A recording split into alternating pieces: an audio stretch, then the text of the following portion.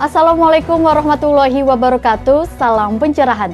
Apa kabar pemirsa TVMu dimanapun Anda berada? Senang rasanya saya Rizky Nurul Ilmi dapat hadir kembali menjumpai Anda dalam berita dan analisa. Sejumlah informasi yang cerdas dan mencerahkan akan kami hadirkan selama 30 menit ke depan. Untuk itu ikutilah berita dan analisa selengkapnya.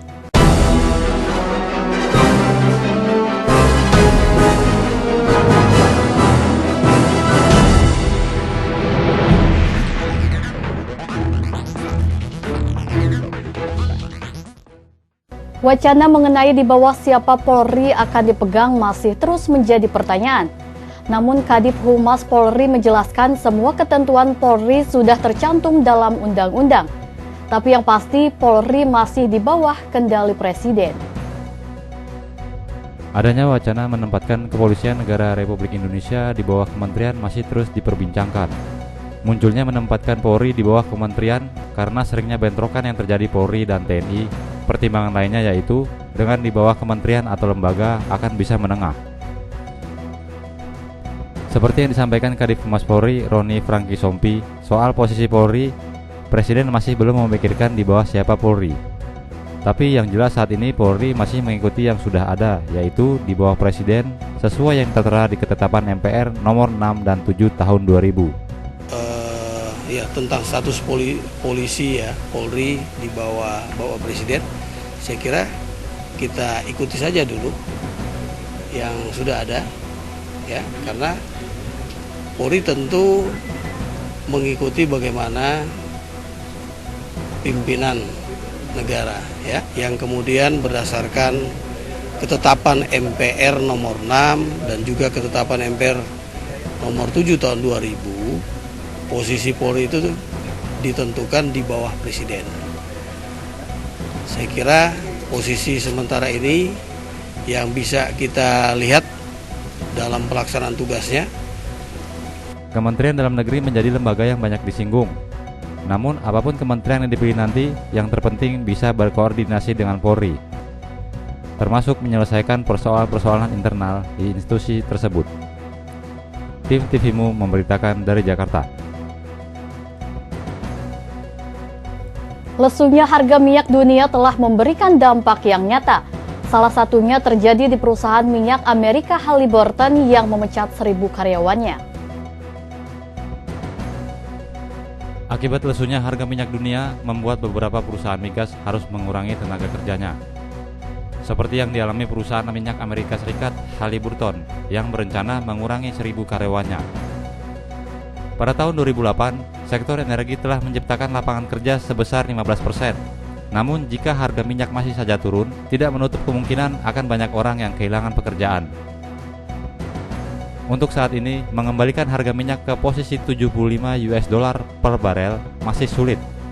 Hal itu dilihat dari para negara-negara penghasil minyak terbesar yang merasa pesimis harga minyak kembali normal.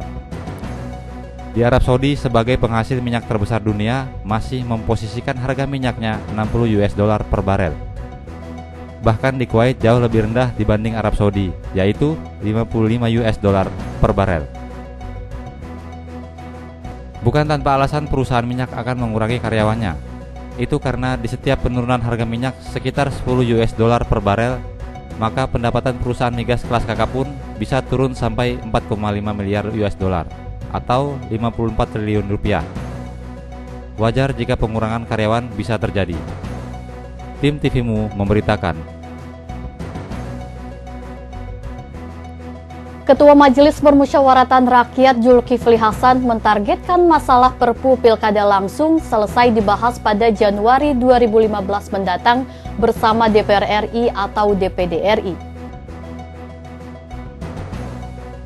Permasalahan Perpu Pilkada langsung yang dikeluarkan mantan Presiden Susilo Bambang Yudhoyono dan diteruskan oleh Presiden Joko Widodo diprediksikan Januari akan dirampungkan penetapannya oleh DPR RI beserta MPR dan DPD.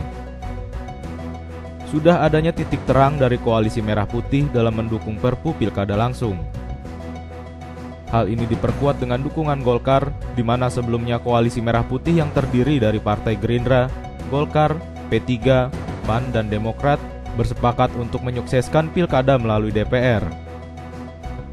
Di bulan Desember, DPR RI belum bisa menetapkan Perpu Pilkada langsung dalam sidang paripurna karena anggota DPR RI sedang melakukan reses.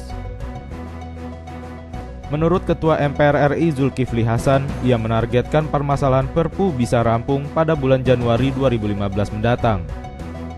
Kalau sudah pemilihan presiden langsung, pemilihan gubernur langsung, bupati langsung, untuk ditarik kembali kan tentu tidak mudah. Ya, demokrasi itu kan langsung yang dipilih rakyat. Oleh karena itu, perkiraan saya Perpu soal waktu mudah-mudahan Januari nanti selesai. Nggak ada amandemen undang-undang dasar. Apa maksudnya? Zulkifli juga menjelaskan koalisi merah putih masih solid, meskipun banyak media yang memberitakan isu keretakan koalisi merah putih akibat Perpu Pilkada ini. Arina Nurrohmah, Bambang Triwibowo memberitakan dari Jakarta.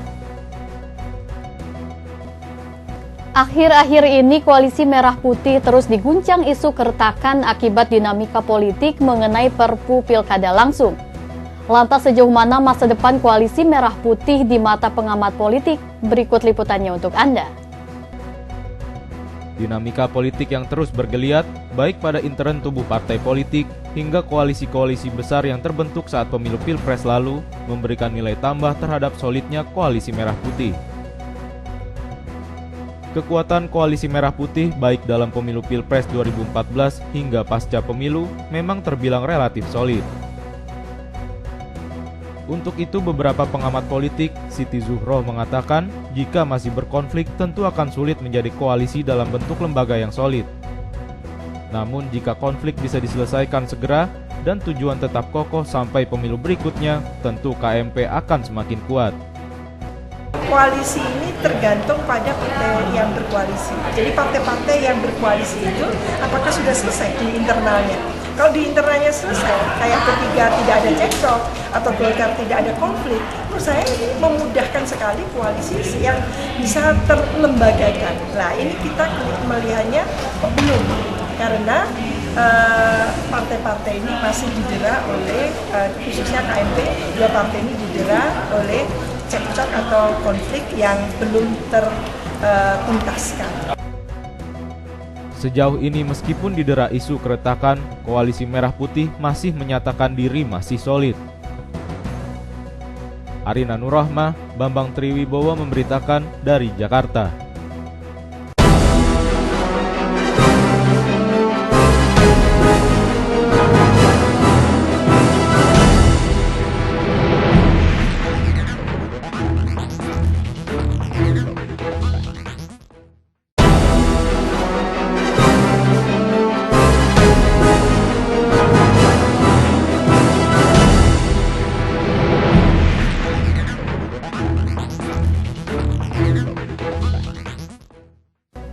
Pemirsa, terima kasih masih bersama kami dalam berita dan analisa. Pimpinan wilayah Aisyah Sumatera Utara terus membangun spirit gerakan di kawasan minoritas.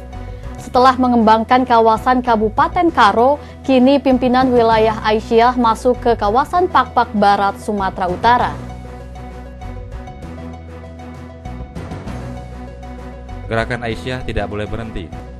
Spirit itulah yang terus digelorakan pimpinan wilayah Aisyah Sumatera Utara setelah menggarap pengembangan Aisyah di Kabupaten Karo. Kali ini pimpinan wilayah Aisyah masuk ke kawasan minoritas lainnya, yakni Kabupaten Pakpak Barat, Sumatera Utara. Kabupaten Pakpak merupakan satu kabupaten baru pemekaran dari Kabupaten Dairi. Kabupaten ini berlokasi sekitar 180 km dari kota Medan. Pertemuan berlangsung Sabtu 13 Desember 2014 di Masjid Taqwa Sibande, Pakpak Barat. Sebagai daerah dengan penduduk minoritas muslim, maka spirit Aisyah harus digelorakan. Untuk itulah dalam waktu dekat pimpinan wilayah Aisyah Sumatera Utara akan meresmikan terbentuknya pimpinan daerah Aisyah Pakpak Barat. Dalam rangka mensosialisasikan berbagai program dan dinamika persyarikatan itu, pimpinan wilayah Aisyah Sumatera Utara yang terdiri dari Hajah Elinita, Nurrohmah Amini, dan Yuniar Eryoga melakukan pertemuan dengan warga Aisyah Pakpak. Kemudian ini adalah Aisyah yang ke-24. Jadi masih banyak lagi target kita. Ya, sedangkan Muhammadiyah sudah 30. Setelah disampaikan oleh pimpinan pusat bahwa tidak masalah kita buat ibu daerah, dan nanti tentu ibu-ibu daerah yang akan mengembangkan. Seperti tadi saya dapat berita bahwa di Kota Salah itu ada mungkin tiga orang, di mana lagi ada. Nanti kita kumpulkan itu untuk menjadi ranting-ranting. Itulah nanti selanjutnya. Ketua Pimpinan Wilayah Aisyah Sumut, Hajah Erinita mengatakan, bila nanti pimpinan daerah Aisyah Pakpak terbentuk, maka ini adalah pimpinan daerah Aisyah ke-24, Sekretaris Pimpinan Wilayah Aisyah Sumatera Utara. Nur Rahmah Amini menjelaskan aktivitas Aisyah adalah aktivitas amar ma'ruf nahi mungkar. Jadi kata Allah, ketika Allah memberikan kamu adalah orang yang terbaik, siapa yang terbaik itu adalah kita, perempuan-perempuan yang aktif bisa mengurus, mengajak orang untuk berbuat baik. Ini yang kita lakukan sekarang ini. Itu apa? Dakwah amar ma'ruf nahi mungkar. Pada akhir pertemuan, pimpinan wilayah Aisyah Sumatera Utara menyerahkan bantuan mukena kepada Aisyah di Pakpak. Bantuan mukena berasal dari Forum Istri Karyawan Telkom melalui program 1000 mukena untuk muslimah di kawasan minoritas. Syaiful Hadi, TVMU, melaporkan dari Pakpak Barat, Sumatera Utara. Bagi para penikmat teknologi smartphone, kini tidak perlu lagi kerepotan untuk membawanya. Jika dulu teknologi telepon sudah ada dalam genggaman, kini perusahaan dari Perancis mengembangkannya dalam bentuk proyektor gelang tangan dan kulit menjadikan medianya. Teknologi terus mengalami perkembangan tanpa batas. Seperti halnya telepon seluler yang awalnya hanya berada di rumah. Kini sudah bisa ada dalam genggaman. Tidak berhenti di situ saja, software sebagai penggerak juga ikut terus diperbaharui. Dan yang terutama, semakin memudahkan manusia untuk mendapatkan segala informasi serta keperluannya. Baru-baru ini, sebuah perusahaan di Prancis telah mengembangkan teknologi perangkat tambahan telepon genggam. Kini telepon tidak lagi dalam genggaman, melainkan ada di pergelangan. Mengambil ide dari gelang tangan serta teknologi proyektor dan kulit sebagai medianya, membuat teknologi bernama Pico Proyektor ini menjadi selangkah lebih maju. Tim TVMU memberitakan. Merespon berbagai macam permasalahan di parlemen, Pasca Sarjana Komunikasi Universitas Muhammadiyah Jakarta menggelar seminar nasional yang dihadiri oleh Ketua MPR RI Zulkifli Hasan serta sejumlah anggota DPR dan para pengamat politik. Permasalahan yang terjadi di parlemen menarik perhatian para mahasiswa Pasca Sarjana Komunikasi Universitas Muhammadiyah Jakarta. Untuk membedahnya, dalam seminar nasional bertema Potret Komunikasi Politik Parlemen Republik Indonesia. Seminar ini dihadiri oleh sejumlah tokoh penting, seperti Ketua MPR RI Zulkifli Hasan, anggota DPR RI Marwarar Sirait, pengamat politik LIPI Siti Zuhro, Rektor Universitas Muhammadiyah Jakarta Masyito, serta sejumlah pengamat politik lainnya. Dalam sambutannya, Masyito, Rektor Universitas Muhammadiyah Jakarta mengatakan bahwa berbagai permasalahan di parlemen antara Koalisi Merah Putih dan Koalisi Indonesia Hebat menarik dikaji dalam perspektif komunikasi. Hal ini untuk mengetahui apa saja komunikasi yang dilakukan untuk meredakan konflik di parlemen.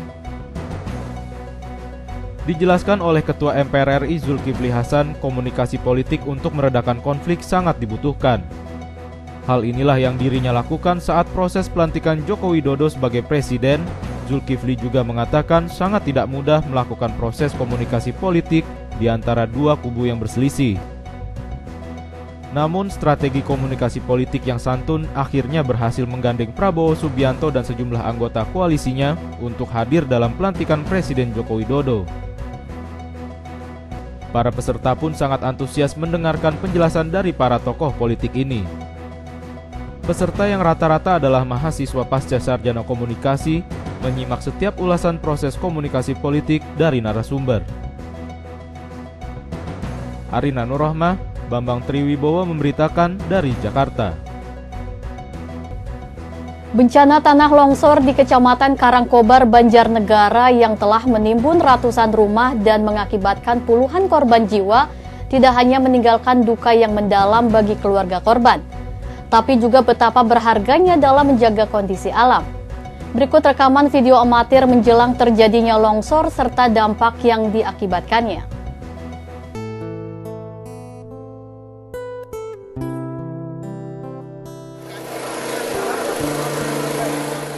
Begitulah detik-detik terjadinya longsor di Kecamatan Karangkobar, Banjarnegara yang terekam dari kamera amatir.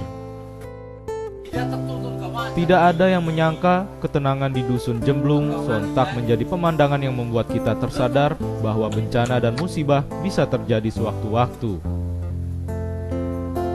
Bukit yang semula hijau terlihat damai, berubah menjadi ancaman tanpa ada peringatan.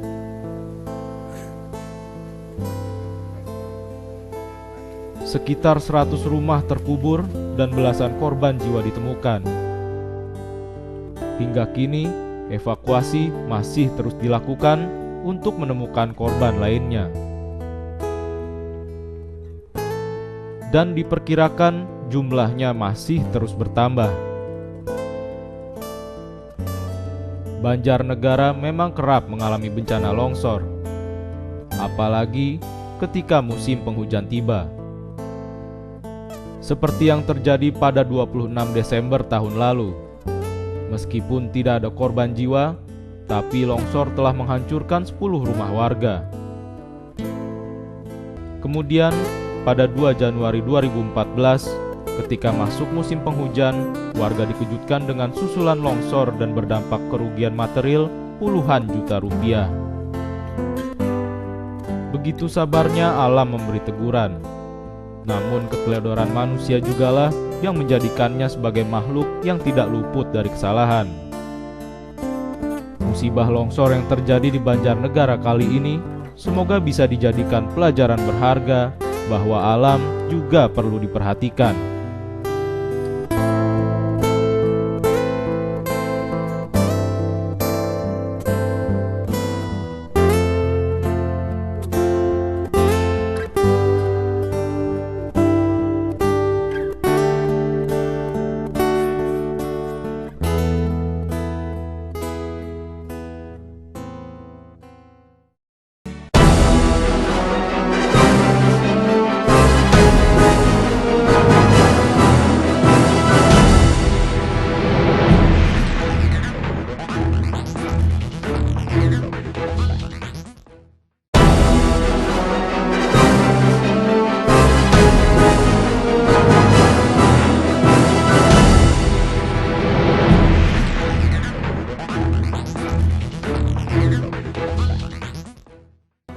Pemirsa, terima kasih masih bersama kami dalam berita dan analisa.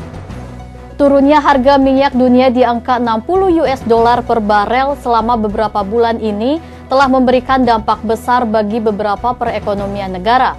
Di Indonesia sendiri yang juga sebagai penghasil minyak juga ikut merasakan dampaknya seperti kenaikan harga bahan bakar minyak yang belum lama diputuskan.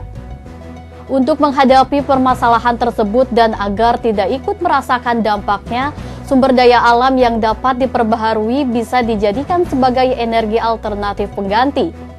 Indonesia yang kaya dengan agrarianya dinilai dapat memanfaatkannya, apalagi diperkirakan cadangan minyak terus berkurang. Untuk lebih jauh mengenai sumber daya alam diperbaharui, berikut wawancara tim TVMU dengan Direktur Indonesia Resource Studies Marwan Batubara. Berikut liputannya untuk Anda. Saya melihat pemerintah itu hanya memikirkan agenda mereka sendiri tanpa mempersiapkan atau memikirkan nasib rakyat dengan berbagai persiapan. Artinya justru kan harus disiapkan dulu berbagai langkah, lalu paralel juga melakukan pembersihan di sektor migas itu sendiri, kemudian mengantisipasi dampak kepada orang miskin dengan berbagai program perlindungan sosial, barulah kita bisa sepakat bisa mengerti gitu ya, bukan setuju juga. Nah, termasuk juga kita mau sebelum naik itu mestinya sudah siap dengan program-program yang produktif, terutama di sektor energi.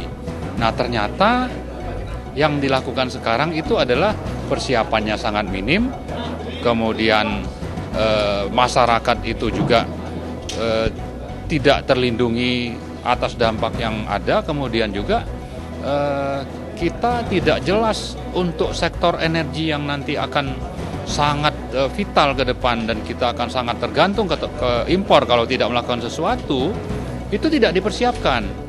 Maka kondisinya seperti ini. Nah, yang saya khawatirkan adalah kejadian waktu harga BBM itu di 2005 dinaikkan, 2008 naik, 2011 naik, 3 kali naik itu tidak diiringi dengan melakukan program-program yang produktif, terutama di sektor energi. Maka kita sekarang ini sangat tergantung kepada BBM dan itu membuat defisit neraca perdagangan yang nanti ujungnya membuat nilai tukar kita rupiah itu jadi turun gitu.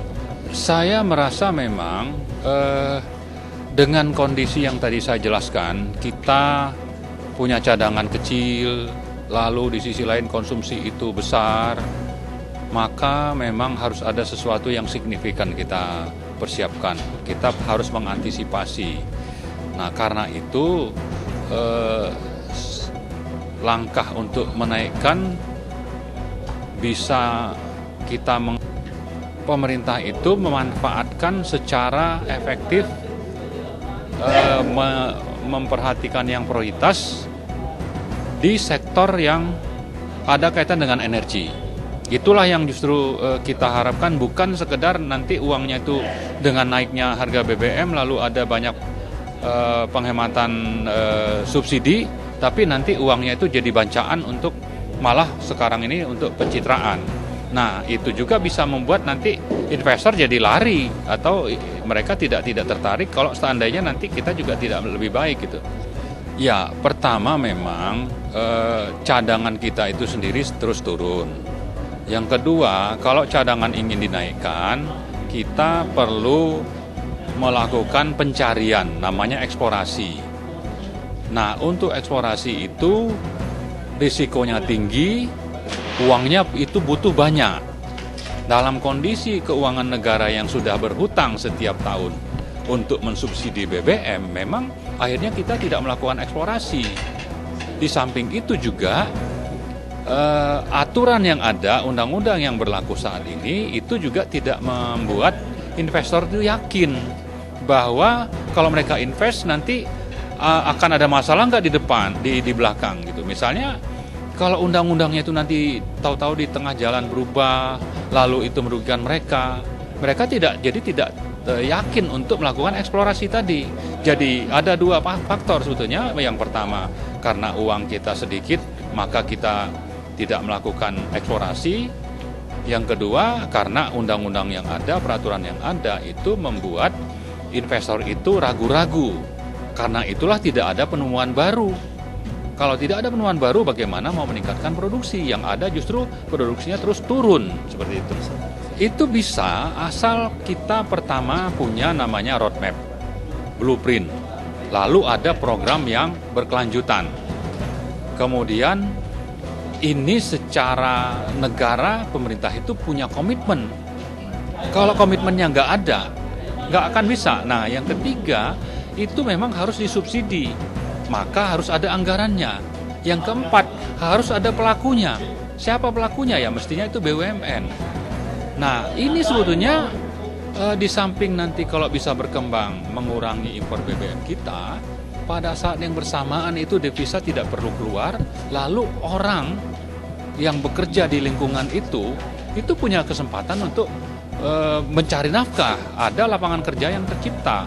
Apalagi kalau kita bicara bahan bakar nabati, itu urusannya bukan sekedar 100-200 ribu hektar, itu harus jutaan hektar. Memang bertahap, mungkin 300 dulu, 500, tapi jangka panjangnya atau jangka menengahnya, dan saya kira jangka menengah itu lebih realistis. Untuk dengan begitu nanti secara signifikan memang kita akan bisa menghasilkan bahan bakar nabati yang cukup besar. Tapi masalahnya tadi, kalau tidak ada komitmen, kemudian tidak ada juga blueprint, lalu tidak ada anggaran, itu hanya cita-cita, tidak mungkin terlaksana. Kalau teknologi itu kan tidak terlalu masalah, tapi memang untuk membuat kilangnya, untuk menghasilkan bioetanol misalnya. Kalau kita bicara nabati itu kan ada biodiesel, itu sudah banyak. Itu CPO. Tapi kalau bioetanol misalnya dengan tadi nira atau singkong, ada nyemplung katanya, itu ada namanya nyemplung, itu malah lebih bagus. Nah, tapi semuanya itu harus diproduksi secara massal. Nah, untuk massal itu harus ada komitmen dan anggaran yang cukup. Nggak mungkin kalau tidak ada anggaran. Nah, anggarannya sekarang ada dari penghematan subsidi BBM. Sekarang ada nggak komitmen pemerintah untuk memanfaatkannya untuk kepentingan yang produktif bagi energi? Kalau tidak ada ya sama saja, nanti makin ke belakang kita akan bermasalah. Oke, ya. Pemirsa, analisa tadi menutup perjumpaan kita kali ini. Terus saksikan berita dan analisa hanya di TVMU. Saya Rizky Nurul Ilmi dan kru TVMU yang bertugas pamit undur diri dari hadapan Anda. Sampai jumpa, salam pencerahan dan wassalamualaikum warahmatullahi wabarakatuh.